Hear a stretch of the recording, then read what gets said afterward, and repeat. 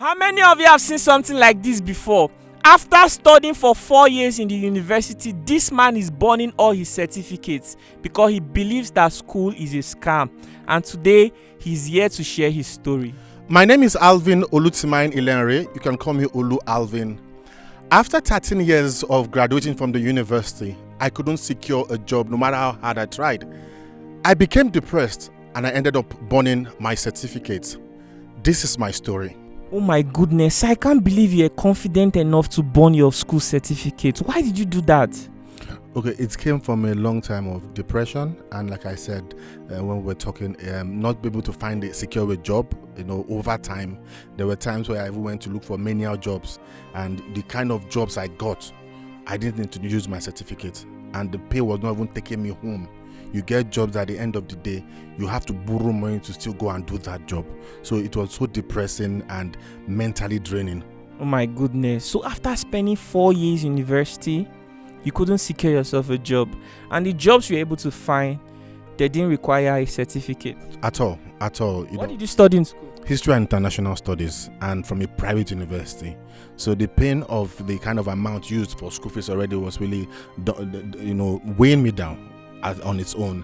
And the fact that you get to a place, when you get there and want a job, the job they can offer you is what you don't need your certificate. All they will say is they need your skill. And thank God I have 1 or 2 skills I could present, but at the end of the day, the pay was not still taking me home. I kept doing it because, of course, I've survived 13 years, but it was psychologically draining that you went to school, a private university. They paid so much, and at the end of the day, 13 good years, you didn't secure a job with that certificate. That's really sad. So I'm curious. I mean, a lot of people go through this in Nigeria, but what really triggered you to have burnt your certificate? For you to have made that decision, it seems you've considered that in the future you won't even be needing this. What made you come to that conclusion to burn all your certificates? Okay, not to prompt people to go and burn their certificate. I've been a person that believes more in what you know how to do. And from even before university days, I've always told my mom I don't want to even go to the university because I felt what you know, your skill, is far better. But now what prompted it at this point in time was I was depressed over time.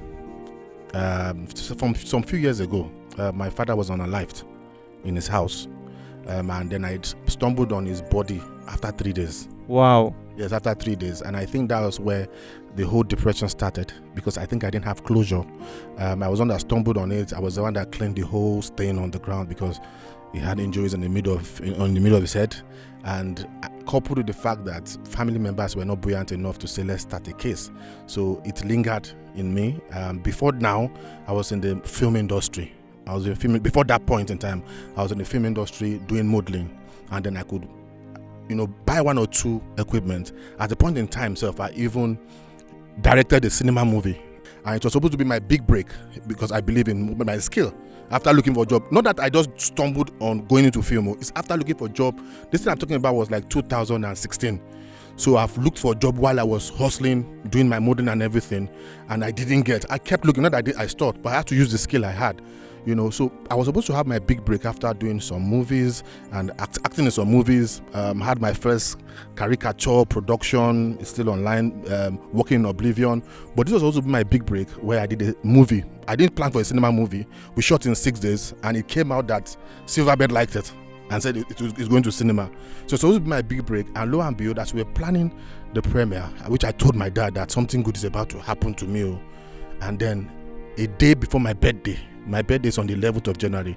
On the 10th, he was killed. The Bayam. Why? It's still a mystery. My father used to be a chieftain of Nadeko. He was a Nadeko chieftain. He was a human rights activist, a very pronounced one. He was one of the people that fought military in this country. So it's still a mystery till now why they unalived him. And when you go on the social media space and you see the reports, all the report was that he was sick. My own father wasn't sick. I was the closest to him. But I couldn't speak. A poor man has no voice. So it was buried and nobody talked about it. And then after 1 year, when I became suicidal, I decided to relocate from Lagos. I left the whole film thing and came closer to my mom and my other siblings. And then I came back to Abuja to continue the job hunt, which I still got jobs without the certificate, based on the skill I had before. And then they'll give you 30,000 and so on and so forth. maybe it was also affecting my character, I don't know, but I was always getting angry, So this was one of the episodes of my depression where for days I hadn't slept, I beg your pardon. I've done some broadcasting jobs where I worked with one of the, I don't know if I should mention names. Do you mention names here? It's okay. I worked when I left Lagos for Abuja, left the film industry, and I wanted to start all over again. I what will I do? I said, okay, I know how to make films. Let me apply to be, maybe I saw, is it a Human Rights Radio? And Human Rights Radio. Yes, Human Rights Radio. That's the Bracket station. Oh, I know them. Bracket, yes, they're the one. So I started working there. They didn't need my certificate because they didn't even give us employment letter. It's a man that won't give you employment letter. And then at the end of the day, how much will I be paid? They said 30,000 naira. I had no choice. This was 2018-19. I started working there. The 30,000, and my face was far from Kubwa to town, if you know Abuja well. After that, I said no. Now that YouTube is paying, I have to leave and come to YouTube. It's a new media that is reigning now, so let me come and broadcast. So I opened the YouTube channel and I started on YouTube. In a short while, I got monetized, but something happened. My page just went like that. Your channel? My channel, I beg your pardon, on YouTube's channel. It was a Mulungu update. It was demonetized. Another round of frustration. I was now thinking, what next? See my certificate, it seems so useless. I've not used it since I finished school 13 years. They just discard it. So I was about burning it. I said, no, let me send a message and encourage people. It was supposed to be an encouragement. Even though I had the back supported, there was a backlash. Let me encourage people that I've spent 13 years without no job and I've survived. Even though it has been stressful, you can also depend on what you know in your head. That was the motive, even though I was frustrated. And I wanted to end it. In case you see me come and apply, know that I don't have certificate again. Let me go back. Let me do the street well and not believe I have a certificate to fall back on because of our kind of education in the country. So I said, no, I just called my guy. I said, no, stop meeting. I won't burn this thing. First it was a joke, but he knows my pain. He too is facing what I'm facing. I won't mention his name. He didn't want to be involved in all these things. So I gave him the camera and he recorded me, and I did what I did. So it was a little bit of passing across a message after a time of being depressed. The joy is, that's why the backlash was that I had a lot of people too that called me to pray for me. I had a lot of people that said, I can relate with what happened to you. And that gave me so much satisfaction. May God bless their soul. They called me, a lot of people called me, I can relate. Someone says, my wife. Some people gave me beautiful ideas that I wrote on what to do next with my life. Some people gave me job offers. I got job offers, I won't mention them, from reputable places. I got business offers. Somebody offered this car. He had to come and take one. But because to do both. Yes, but he wanted to dash me. Are you serious? Hey, this guy get grace. So but sincerely, I'll say this right now. Anybody can attest to it. I rejected all those offers because I didn't do it because I needed help. I did it to pass across a message. So the satisfaction I got was from the people that called me to say, I can feel your pain. I feel towards the next step. I got advice from a lot of people. I sifted those ideas that they gave me. And I won't lie to you, in 6 months, my life has been a blessing than all what I've ever achieved in my life. After that incident, I just went straight. I off my phone for a while and I went into what I call like a 2 weeks personal retreat. I didn't pick calls. I did my prayers. I did my soul searching and decided I want to get back on my YouTube, on my content creation, but I need to get it right. Wow, I find this story very interesting. This is the reality of millions of people in Nigeria. Do you know what it is to go to a private university? After paying for their tuition fee and all of those fees in millions of naira, you still have to survive for 4 years through that private university. And then you're coming out to struggle for jobs that are also available for people that did not go to that same university or that did not even go to secondary school. I can say that a lot of people go to school those days because of lack of self-esteem. Look around you, the world has made progress.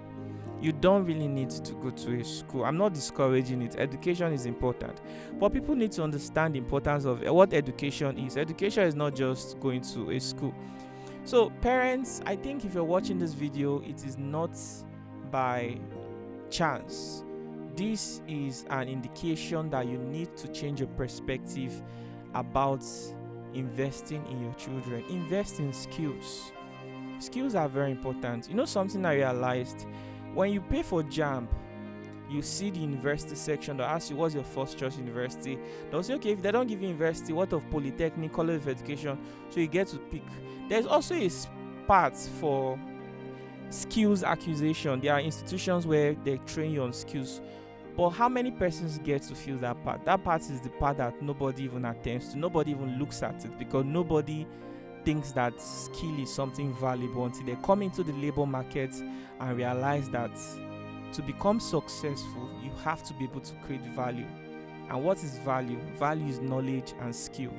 The world has changed. So I hope that this video shapes your perspective about life and help you figure out what some of you want to do with your lives and how you want to make better decisions to help your children or the people depending on you. I'm really impressed by your story. It's inspiring. I didn't really expect it this way, because we never really had the chance to have any conversation before now. So just listening to you, I'm inspired myself. Young people, no use this video catch cruise. I beg, go think, what do you want to do with your life? Go learn a skill.